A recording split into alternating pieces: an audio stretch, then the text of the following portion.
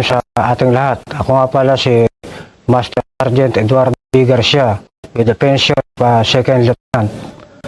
Ang aking babahagi sa hapon na ito ay ang aking karanasan sa bilang sundalo at ang aking maging enkwentro nung ako ay naserbisyo bilang nakasama sa unit ng First Scout Ranger unit. Ang hindi ko malilimutan ay nung kami ay test mission bilang mga estudyante ng Scout Ranger course class 96-88. Habang nung kami ay nag-move D1 dito kami nag-encuentro sa may mga tarim, bayan ng Pangasinan.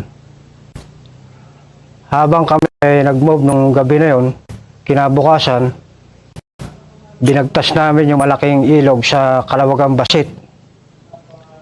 At habang binabagtas namin yung ilog, may nakita kami na mga bula. Ibig sabihin noon, may naglalaba. Kaya bilang estudyante, inobserbahan muna namin kung may tao o wala yung pinanggagalingan ng bula sa tubig.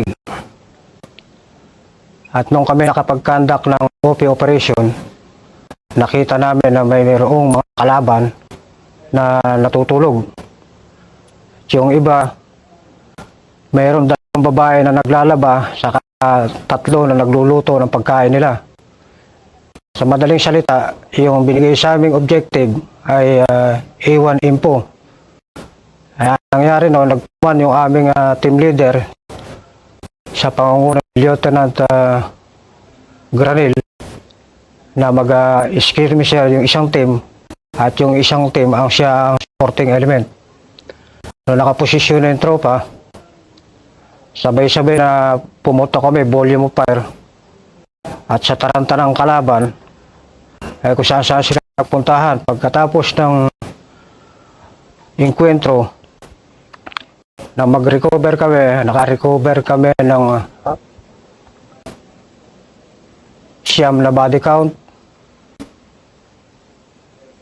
at 15 na high-powered firearms at mga subversive document. At nang aming mapag-alaman, yung aming palang napatay ay siya ang Pangasinan Provincial Committee, Secretary at komite ng area nila ay sa mga tarim Pangasinan. Yung encuentro na hindi malilimutan dahil yun sa team namin, na-promote kami lahat at nagawaran kami ng medal na Gold Cross medal plus rank higher nung kami nakatapos sa aming pagsusulit o test mission sa Scout Ranger. Ilang araw bago kayo nakarating sa objective niyo? Parating kami sa objective namin, D1, D2, encuentro na kasi ang nangyari kasi sa test mission noon, ringo doon. Kailangan nag-stay ka sa isang lugar, bago alas 4 ng madaling araw, nakaalis ka na. Dahil pag hindi ka umalis, aabutan ka ng isang team na nag-ooperate. Kaya nung mga panahon na yun, ng test mission namin, mabilis ang reaksyon. Dahil pag bagal-bagal ka at naabutan ka ng isang team, magkakaroon kayo ng missing count. Paglalakbay nyo during the movement, gaano kahirap ang dinanas nyo doon? Ay mahirap ang dinanas namin kasi nung nakaisang buwan na kami, nagandahan sa performance namin si General Blando. Kaya sa ganda ng performance namin, na-extend pa kami ng another 20 days. Napunta kami ng Ilocos. Dating sa Ilocos, medyo pa-encuentro na kaya lang, medyo islit lang. Dito sa Pangasinan, sa mga tarim, gaano kahirap yung dinanas ng movement niyo? Sa Pangasinan, mahirap yung dinanas namin noon. Encuentro kami kasi kwan yun Nag-move kami gabi, madaling araw. Kinabukasan umaga, inabutan na namin, kita na namin nga yung objective. Nagkanda kami ng OP ron. Alas 4 na kasi, alas 4 ng hapon yun, yung nagkaroon ng enkwentro eh. At saka isilop yun. Ibig sabihin, nandito kami sa may ilog, pataas ito, mataas itong... Kaya kung na-detect nung kalaban na hindi kami nakapag-maneuver na maayos, maubos kami ron dahil ma-outnumber eh. Dahil ang estimate namin yung kalaban, baka na 50. Kung yun eh, plenum eh. Plenum sa Pangasinan yun, nung kaya may mga commander na nandoon. Dahil plenum nga. At saka doon, may detachment, may PC pa noon na pinatakbo yung isang kumpanya na eh. Sabi ng mga PC noon, nung punta kami noon, ay mag-ingat kayo, Sergeant, at kami isang kumpanya, pinatakbo yan sa may pugulili na yan. Kasi yung itsura kasi nung pinangyarihan ng kwento, malaking ilog yan na nagsanga. Nagsangang pag... Ito malaking ilog, yung mga rito, dito sila, pagitan. Ano nangyari noon? Ilang oras yung labanan niyo? Yung firefight namin eh, 4:30 hanggang alas 6 ng gabi. Kaya nung yun, hindi pa kami agad nakapag search eh. Kasi umakyat kami rito sa taas, umakyat din sila rito sa bundok. Andito, iniwanan nila yung mga patay sa baba. Dito kami sa taas. Kasi init na rin namin yung isang high ground eh. Init din ang kalaban ito. Kaya nung gabi, nagpupukuhan pa. Nung madaling araw, binabaan na ng isang team. Kami na yung bumaba. Nag-security yung team sa taas. Kasi bababa kami lahat at bababagbagan kami nung tao rin sila rito sa high ground eh. Isang team lang nandito sa high ground, isang team yung bumaba. Pagdating sa baba, doon lang kami nakapag-search. Bayig eh. Doon niya nakakita yung mga patay. Kaya namin nalaman na big time yung mga napatay yun kasi yung ballroom, no? Yung ball ring na nung babae. Doon na pagkikilala at nung nalala sa amin sa kasi sinakay ng chopper yun eh. Dinala rito sa mga tank. Pagkilala rin sa bayan, yung mga tao na yun kung na may mga posisyon niya sa makakaliwa. Paano yung ginamit yung mga body cam ng kalaban mo? Maaari bang kwento, elaborate? Yung Ano yung hirap ng... kung nangyari kasi noon, sabi ko yung ng tubig. Yung agos ng tubig, pasalungat kami sa tubig eh. Kaya hindi kami ma-detect eh. Dahil dito agos ng tubig, dito kami nanggaling. Andun niya, may naglalaba nga ron. Ang naging reference lang namin na nag-OP dahil may mga bula nga. May mga, yung naglalaba ba sa ilog, siyempre makikita naman natin yung bula pag malapit ka na.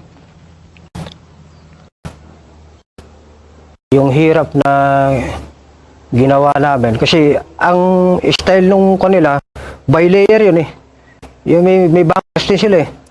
By layer yung posisyon nila, may mga may bahay din, meron silang may kubo sila na para medical ba, doon sila nagagamot. May mga CR, may mga tulugan, lahat. Kumpleto, establish yung kampo. Ang problema lang, wala kang bantay. Kung may nagbantay noon, sigurado kami ang malalagasan noon. Paano ang ginawa nyo at hindi kayo na-detect? Ano yung in-apply yung taktika? Ang simple lang naman ang ginawa namin na kanton eh. Kung ito yung ilog, dito gumilid lang kami rito, then nag-observe yung dalawa namin, lead scout sa guide. Nag-advance lang sila ng halos sa 2 meters lang yun eh. Dahil ko naman yan eh, yung masukal eh. Yun lang sa kanila na yun ang medyo malinis, pero dito sa may gilid ng ilog, kanya, puro masukal na panay madahon yan, puno. Kaya baka kadikit ka sa kanila na hindi nila mamamalayan dahil unang-una pa, pagod sila dahil galing sa ibang lugar at nagpapahinga. Sino makakaakala na may mapupunta ron kasi alas 4:30 na ng hapon. Kung may maling man doon at saka hindi nila alam na nakapasok na kami. Kaya siguro sila magmi-meeting dahil alam nila na may operate sa area. Hindi nila alam, nakapasok na yung mga estudyante. Kami nga na estudyante. Kaya hindi sila preparado. Kami ang preparado na estudyante. Mga ilan kayo ng master na estudyante? Ay, kung kami noon, halos nasa 70 plus kami. Pero yung na-encuentro, yung team lang namin. Dalawang team kami. At kami kasama, kaming dalawang EI. 16. 16 lang kami kasi may kasamang EI noon. Kaya kung kami yung na-burnout doon, ay ubos kami 16 doon. Kasi dito kami sa mababa, sa ilog kami. Naka-layer ganyan. So, anong yung taktika para yung matitik? Ng kalaban na nakapasok. Yun yan, yung siyempre ilog naman yan, nag-high crawl kami rin dahil ang movement naman yan halos sa 2 paces lang ang distansya dahil masukal nga at saka ilog, maraming siit-siit yan kaya hindi ka po pwede na lalayo ka ron sa Lady Scout. Ang tactic niyan siyempre kung ka yung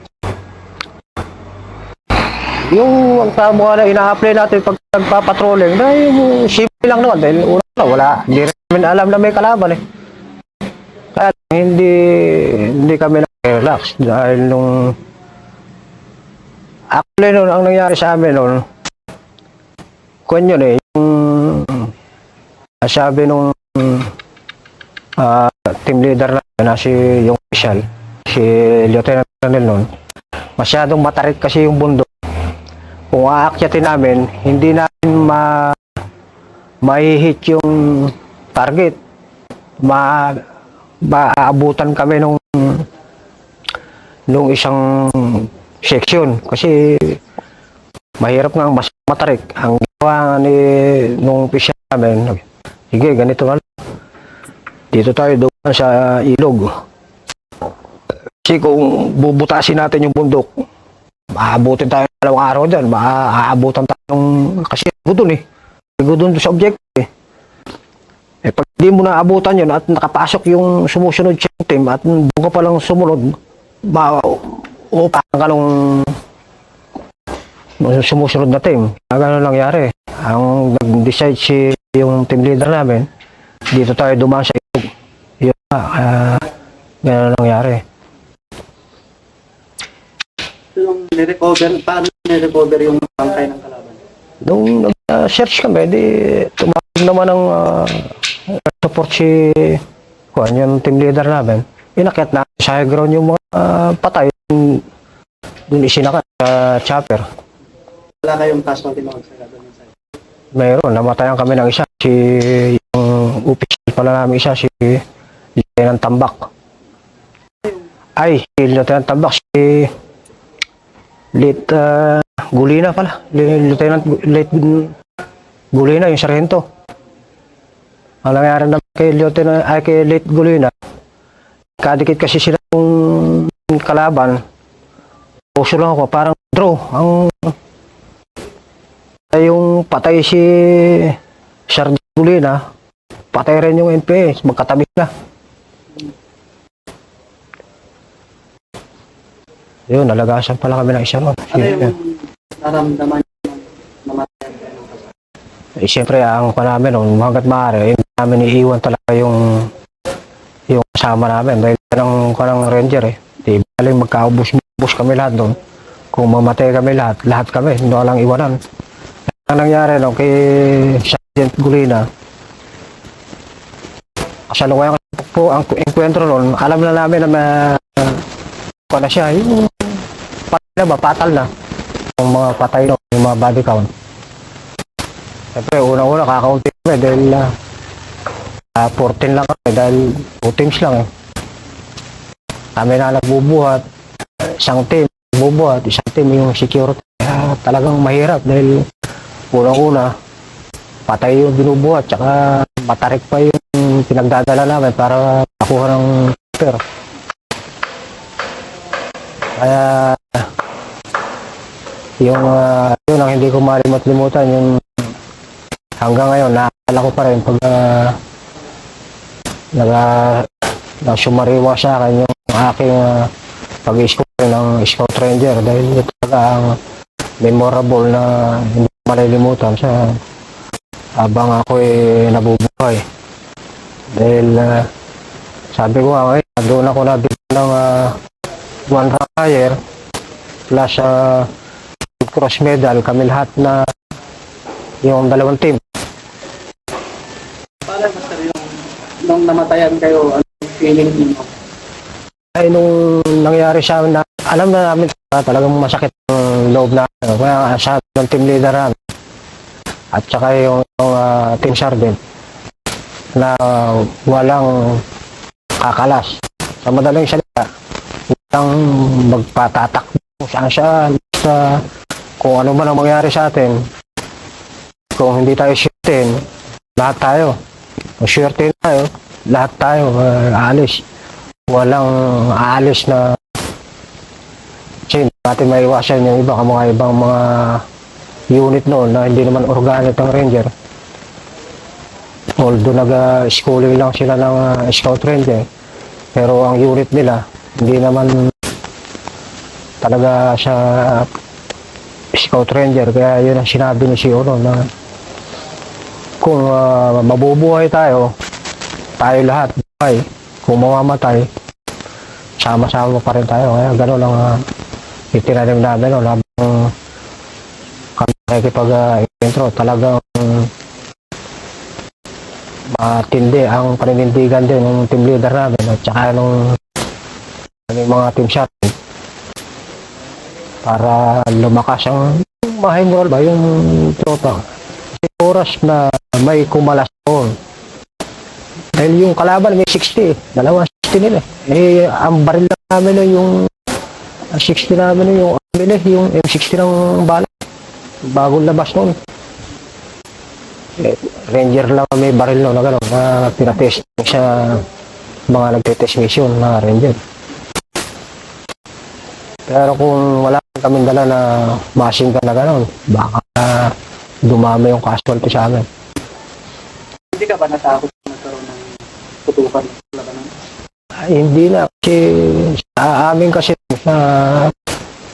bago ko ipadala sa mag-huli ng regular class, kailangan maka 3 years ka muna sa field para talagang tested na yung estudyante, yung mga bata na kahit maikwento, alam na nila ang gagawin. Hindi kamukha ngayon na pagka-graduate ng stroke, hindi, wala pang field duty, nag-undergo na agad ng regular class.